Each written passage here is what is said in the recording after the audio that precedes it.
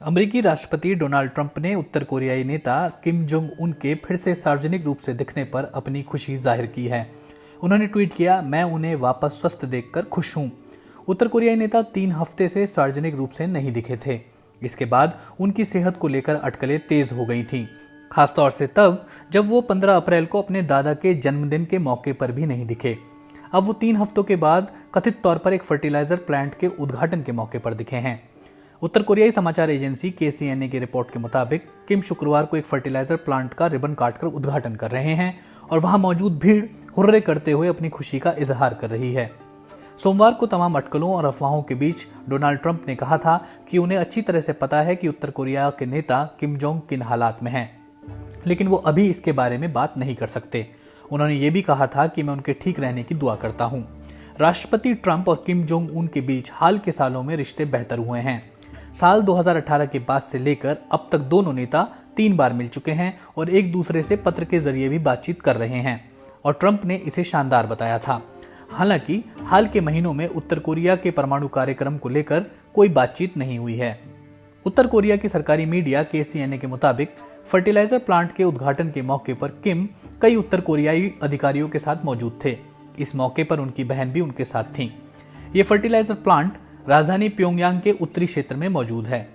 KCNA के मुताबिक किम ने कहा कि वो फैक्ट्री के उत्पादन से खुश हैं और देश के रसायन उद्योग और खाद्य उद्योग में इसके योगदान को लेकर सराहना करते हैं।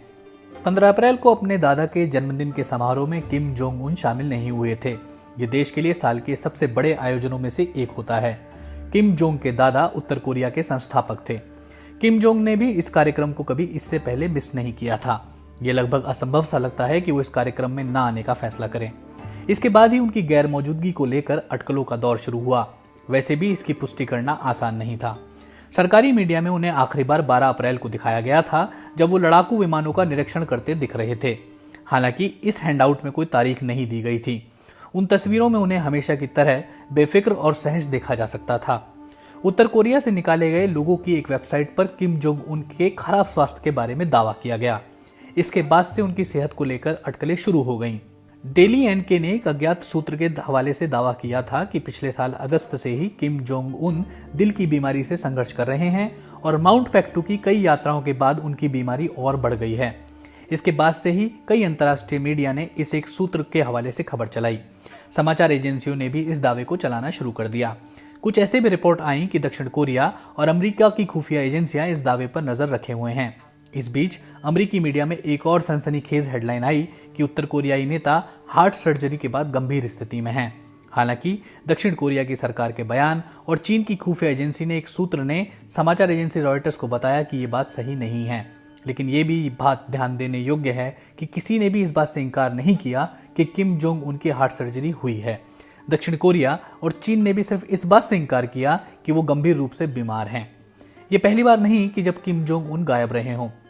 साल 2014 में सितंबर के महीने में वो 14 दिनों के लिए गायब हो गए थे और इसके बाद कई अफवाहें उड़ी। एक अफवाह ये भी थी कि विद्रोह के बाद उन्हें सत्ता से बेदखल कर दिया गया है। हालांकि बाद में यह अफवाह गलत साबित हुई। BBC की सोल संवाददाता लॉरा बिकर कहती हैं कि उत्तर कोरिया पर रिपोर्टिंग करते समय हमेशा सतर्कता बरतनी चाहिए, क्योंकि यहाँ की खबरें ज्यादातर सूत्रों पर आधारित होती हैं। किम जोंग उन को लेकर अफवाहों पर आधारित कोई भी सूचना सनसनी पैदा करने वाली होती है। ऐसी राज्य व्यवस्था जो इस स्तर पर गोपनीयता बरतती है, वहां तथ्यों और सूत्रों को निकालना एक चुनौती भरा काम है, खासतौर से तब जब पूरी दुनिया कोरोना वायरस की वजह से लॉकडाउन के दौर में है। दक्षिण कोरिया की सरकार इस बात को लेकर साफ थी कि उत्तर कोरिया में कोई भी असामान्य गतिविधि नहीं देखी गई है। दक्षिण कोरिया को अक्सर उत्तर कोरिया के बारे में बेहतर पता होता है, लेकिन वो भी कई बार गलत साबित हो चुके हैं। हो सकता है किम बीमार रहे हों, या फिर पिछले 2 हफ्तों के दौरान उनकी कोई सर्जरी हुई हो, या यह भी हो सकता है कि वो वोनसान में अपने विला में बैठकर दुनिया उन्हें लेकर जो अटकलें लगा रही है उस पर हंस रहे हों। लेकिन एक बात साफ है, इस तरह 20 दिनों की उनकी गैर मौजूदगी पहले कभी नहीं रही है।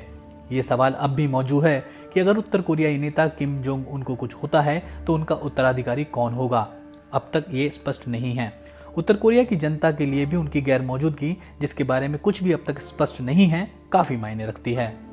इस बीच ये भी खबर आ रही है कि उत्तर कोरिया और दक्षिण कोरिया के बीच असैन्य क्षेत्र में गोलीबारी हुई है। जहां गोलीबारी हुई वो इलाका इन दोनों देशों को बांटता है। दक्षिण कोरियाई फौज का कहना है कि उत्तर कोरिया की ओर से सुबह 7:41 पर गोलीबारी की गई, जो सीमावर्ती शहर चरवन में एक दक्षिण कोरियाई गार्ड पोस्ट पर आकर लगी। दक्षिण कोरिया की तरफ से किसी भी तरह की जान माल की क्षति होने की रिपोर्ट नहीं है। दक्षिण कोरियाई फौज के बयान में कहा गया है कि दक्षिण कोरिया ने जवाब में 2 राउंड की गोलीबारी की और मैनुअल के मुताबिक चेतावनी दी। यह अब तक स्पष्ट नहीं है कि गोलीबारी शुरू करने की वजह क्या रही। जॉइंट चीफ ऑफ स्टाफ ने कहा है कि वो उत्तर कोरिया से मिलिट्री हॉटलाइन के जरिए संपर्क करने की कोशिश कर रहे थे ताकि गोलीबारी की वजह पूछी जा सके। 5 साल में यह पहली बार है जब उत्तर कोरियाई फौज ने सीधे दक्षिण कोरिया पर गोलीबारी की है।